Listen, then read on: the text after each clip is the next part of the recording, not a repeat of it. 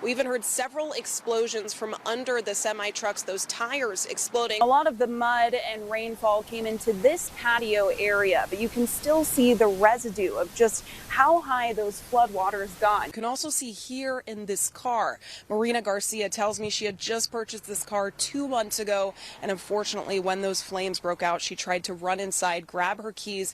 It was too late. This intersection here at Frank Sinatra and Highway 111 has claimed the lives of several people. And with no designated bike lane or CV Link crossing through Rancho Mirage, it's raising questions about what the city is doing to keep residents safe. Neighbors say they're still picking up the pieces from a massive windstorm that left behind damage like this. And just take a look right here. You can still see the remnants of that crash, this wall between these two homes. He also has a new tree this year. It was 22 feet tall last year. This year, 26 feet tall up in the air. Just take a look at those gorgeous lights and ornaments. This year's theme is Be Heard, and let me tell you, the energy, the love, the community, the excitement, you can hear it, you can see it, you can feel it. It's going to be such a great day. This is actually the dad to both of the baby giraffes that were just born this past month. His name is Kelly. This barrier on Vistachino creating a problem for some drivers. For others, they are just breaking right through. I want to show you this sign. She has taken quite a beating. Not just any regular kind of stuff you can find at the store. You can also find amazing pieces like this. Geraldine Ramirez is one of 500 activists detained from the Global Samud Flotilla, along with others like Greta Thunberg. Her family says she was 50 miles from Gaza's shoreline when her boat was intercepted. And now, with little information from federal and Israeli officials, they fear when they'll see her next. If you're watching this video, I have been kidnapped by the IOF and taken to Israel against my will. Contact my government and tell them to end their complicity with Israel. The last words from Geraldine Ramirez, a Cathedral City woman aboard a humanitarian aid boat sailing to Gaza, have now come true. She was bringing help to people that need it. It's like the same thing you feel with anybody else that is in need. Ramirez's family reached out to News Channel 3 after they say her boat, the Molly, was intercepted by Israeli naval forces. Even my son mentioned it's, please don't do it. It's, there's risk. We know the situation there, but still, she's been an activist for all her life. Her mother says she now fears the worst. I don't know if they're going to be saved, if they're going to be tortured, if they're going to try to make them look bad between, the community. Israeli officials say the boat entered active war zones and is breaking a lawful naval blockade, but several rights groups have called the move illegal. The family tells me since hearing the news, they've reached out to the FBI, State Department, and U.S. Embassy in Jerusalem, but say it's fallen on deaf ears. They're not giving any information to anybody. That's what he told me, and then hanging up the phone again. I reached out to the State Department, who said in a statement, "We take our commitment to assist U.S. citizens seriously and are monitoring the situation. The flotilla is a deliberate and unnecessary provocation. We're currently focused on realizing President Trump's plan to end the war, which has been universally welcomed as a historic opportunity for lasting peace." Her mother says a lifetime of activism led her daughter to this moment, and even while in custody, she doesn't think she has any regrets. I know she doesn't regret it. She's there to help, and she was bringing help to people that need it. If you are able to have a phone call with her, what would you tell her? That I love her, and then that hope everything back to normal and she returned home safely. If you have any information, the family is asking you to contact them at angietorreshomes@gmail.com. We also have that information on our website. And I also reached out to the U.S. Embassy in Jerusalem, but have not heard back from them yet. Well, Athena, now this was we first reported on this just last night. Right. Where do things stand as far as the overall effort?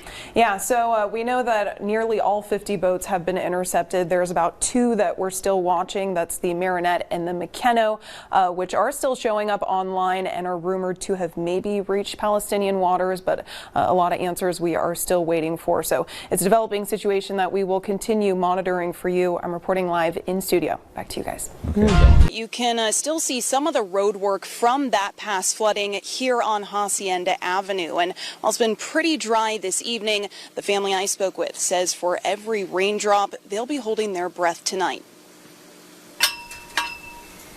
All this mud, it left all this mud. Look at how high the water went there. Anthony Guyona is still picking up the pieces from flooding that took over Desert Hot Springs 2 weeks ago. I saw all the mud and the pile that high, and I couldn't believe it. Guyona was out of the country and didn't know rain was on the way when his daughter called him. And she said, well, because I think your house flooded. And I said, why?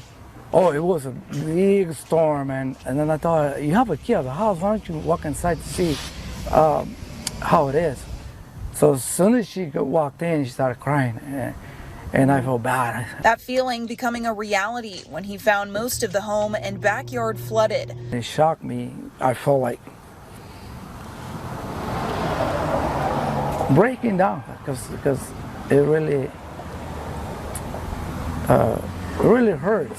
Now, a lot of the mud and rainfall came into this patio area, but you can still see the residue of just how high those flood waters gone. You can see several inches on the sides of the house where that leftover rainwater fell into, and also inside of the house. Guyona telling us he had to remove his floors and carpeting just to get all of that water out. These trucks carrying away tons of belongings that were destroyed. Now the path forward is murky. Guyona's home sits right on the edge of a FEMA flood zone, according to this county map shaded in blue. But he doesn't have flood insurance, and the agencies contacted have denied his claims. He looked at my policy, and he wasn't going to be able to help me. Wow. Yeah, he just shut the door on me. Guyona's wife tells me he's someone who doesn't ask for help often, but now they're left with no choice and are hoping the community will support. Everybody has their own problems and their own stasis, so I didn't think it was gonna be help out there. Now, that family telling me they do plan to pick up sandbags for the potential rain that could hit this area tonight or tomorrow. If you would like to help them, we do have a link to this QR code and GoFundMe on our website at kesq.com. I'm reporting live in Desert Hot Springs. Athena, Jreij, News Channel 3. Jesse Borrego tells me this mural brings joy to guests at his short-term rental, but now it's bringing him under fire after his HOA says it's a violation of their guidelines. Now he says he's not going down without a fight.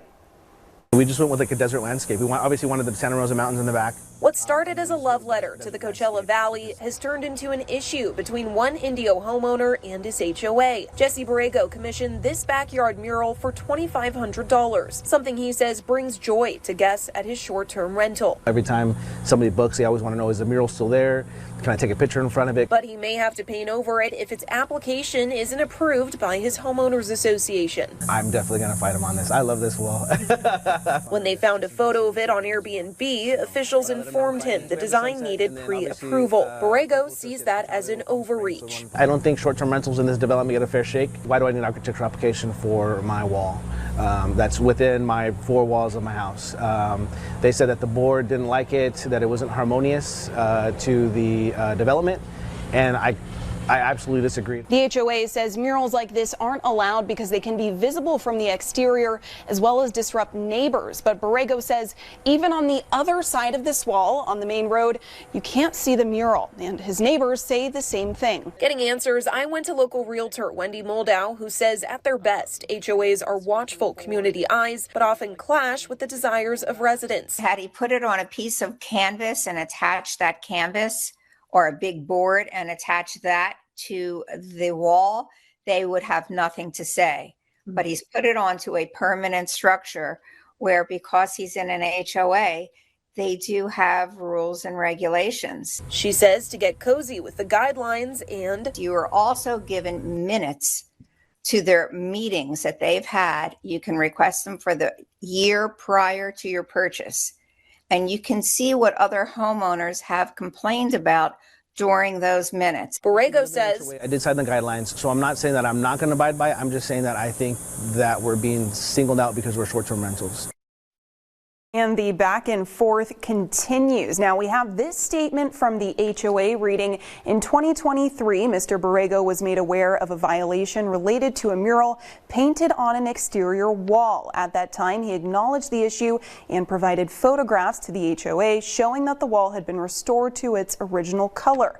However, upon a recent inspection earlier this year, it was discovered that the mural had not actually been removed. A follow-up letter was sent to Mr. Borrego regarding this matter. We've since requested that Mr. Borrego submit the appropriate architectural application so the board can formally review his request. Now, I reached back out to Borrego to confirm this, and he says that wall was actually a separate sidewall that was painted white that they requested paint back to the original color, and that this is not the same wall as the mural. He also sent me this notice that he received from the HOA showing the first violation for this wall was received on July 8th, 2025. Now, if you would like to read the full statement from the HOA, you can head to kesq.com.